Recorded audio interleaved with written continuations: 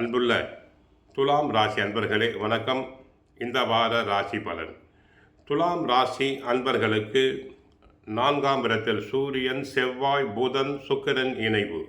5இல் ராகு, 6இல் சனி பகவான் இருக்கிறார். 9இல் குரு வக்கிரம், லாபஸ்தானத்தில் கேது. மனதில் இருக்கும் ரகசியங்களை மற்றவர்கள் கூறுவதை குறைத்து கொள்வது நன்மையை ஏற்படுத்தும். உத்தியோக பணிகளில் இருந்து வந்த பொறுப்புகள் குறையும். ஆரோக்கியம் தொடர்பான விஷயங்களில் விழிப்புணர்வுடன் தாங்கள் இருக்க வேண்டும். விளையாட்டு பணிகளில் ஆதாயம் உண்டாகும். வெளி வட்டார நட்பு அதிகரிக்கும். தம்பதிகளுக்கிடையே நெருக்கம் அதிகரிக்கும்.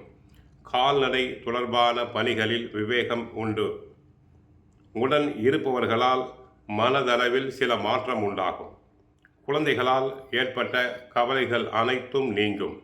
உடன் பிறந்தவர்கள் வழியில் மகிழ்ச்சியான செய்திகள் ஏற்படும். திறமைக்கு ஏற்ப புதிய வாய்ப்புகள் கிடைக்கும். பொதுமக்கள் தொடர்பான பணிகளில் தாங்கள் ஆர்வத்துடன் கலந்து கொள்வீர்கள். சுகஸ்தானத்தில் புதன் சூரியனோடு அமர்ந்திருக்கிறார். சுக்கிரனும் செவ்வாயும் இணைந்து சுக்கிரமங்கல யோகம். வெற்றி ஸ்தானத்தை குரு பார்க்கிறார். செவ்வாய் உச்சம் பெற்று இருப்பதால் காரியங்களில் வேகம் உண்டு. புதன் இருப்பதால் விவேகம் உண்டு. எதிர்பார்த்த இடமாற்றம் மற்றும் பதவி உயர்வுகள் தங்களுக்கு கிடைக்கும். உத்தியோகத்தில் மேல் அதிகாரிகளால் பாராட்டப்படுவீர்கள்.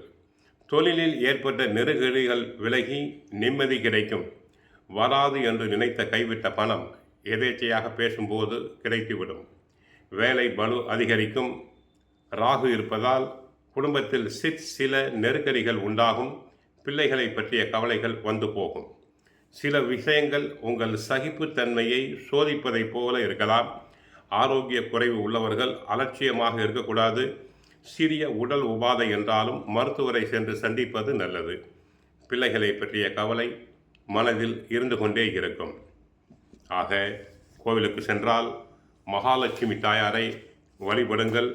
மனக்கவலை தீர அபிராமி அந்தாதியில் உள்ள 5வது பாடல் பொருந்திய முப்புரை செப்புரை என்ற பாடலை மனமுருக பாடுங்கள்.